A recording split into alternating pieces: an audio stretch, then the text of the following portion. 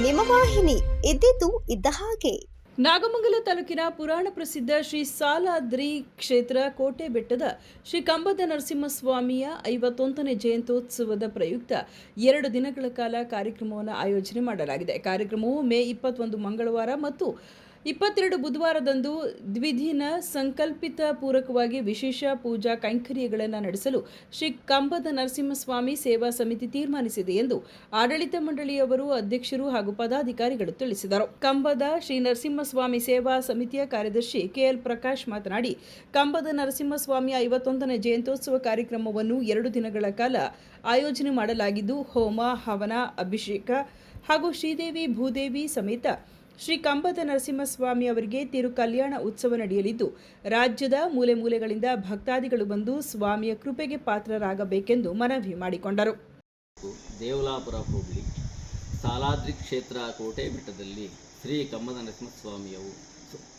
ಸ್ವಾಮಿಯವರು ಸವಿಸ್ತಾರವಾಗಿ ನೆಲೆಗೊಂಡಿರುತ್ತಾರೆ.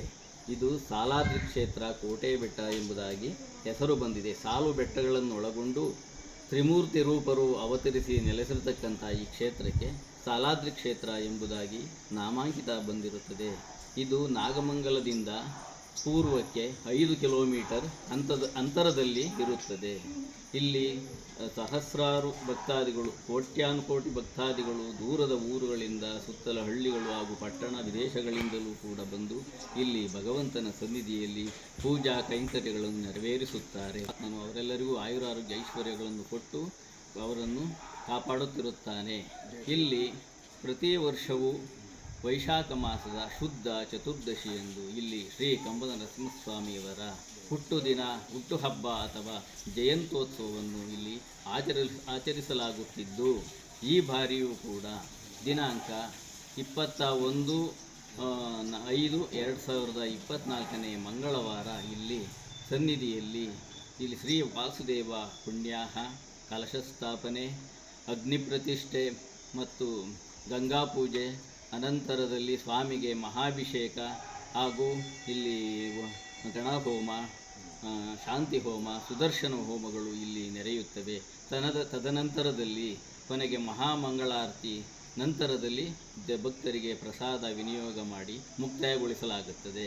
ಹಾಗೂ ದಿನಾಂಕ 22 ನಾಡಿನಾದ್ಯಂತ ಎಲ್ಲ ಭಕ್ತರು ಈ ವಿಚಾರವನ್ನು ತಿಳಿದ ಎಲ್ಲರೂ ಕೂಡ ಉದಾಸೀನ ಭಾವ ಮಾಡದೆ ಭಗವಂತನ ಸನ್ನಿಧಿಗೆ ಬಂದು ಭಗವಂತನ ಪೂಜಾ ಮಹೋತ್ಸವಗಳಲ್ಲಿ ಪಾಲ್ಗೊಂಡು ನೀವು ಭಗವಂತನ ಕೃಪಾ ಕಟಾಕ್ಷಕ್ಕೆ ಒಳಗಾಗಿ ಈ ಜಯಂತ್ಯೋತ್ಸವವು ಬಹಳ ಯಶಸ್ವಿಯಾಗಿ ನಡೆಯಲು ಸಹಕರಿಸಬೇಕೆಂದು ಭಕ್ತರಲ್ಲಿ ಪ್ರಾರ್ಥಿಸಿಕೊಳ್ಳುತ್ತೇವೆ.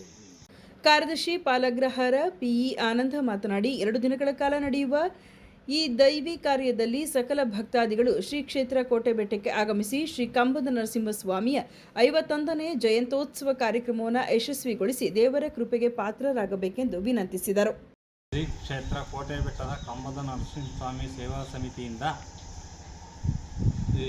51ನೇ ವರ್ಷದ ಜಯಂತ್ಯೋತ್ಸವವನ್ನು ವಾರ್ಷಿಕೋತ್ಸವವನ್ನು ಭಕ್ತಿಪೂರ್ವಕವಾಗಿ ಮಾಡಲಾಗಿದ್ದು, ಜನರು ಇದಕ್ಕೆ ಎರಡು ದಿನದ ಕಾರ್ಯಕ್ರಮದಲ್ಲಿ ಜನರು ಹೃತ್ಪೂರ್ವಕ ಸಹಾಯದಿಂದ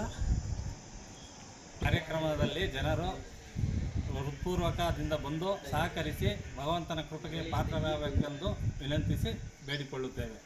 ಸುದ್ದಿ 3 ವಾಹಿನಿಯ ಹೆಚ್ಚಿನ ಮಾಹಿತಿಗಾಗಿ ಸಬ್ಸ್ಕ್ರೈಬ್ ಆಗಿ ಹಾಗೂ ಬೆಲ್ ಬಟನ್ ಒತ್ತಿ.